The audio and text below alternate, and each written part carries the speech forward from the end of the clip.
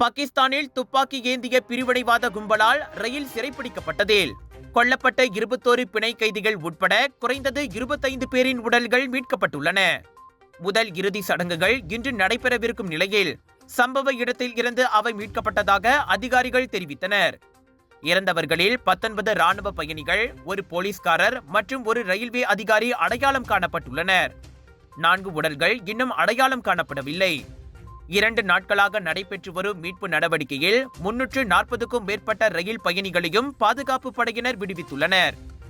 முன்னதாக மலைப்பாங்கான தென்மேற்கு பலூச்சிஸ்தானில் ஒரு பிரிவினைவாத கும்பல் தொலைதூர ரயில் பாதையில் குண்டுவீச்சு நடத்தி சுமார் 450 பயணிகளுடன் அந்த ரயிலை சிறைப்பிடித்தது.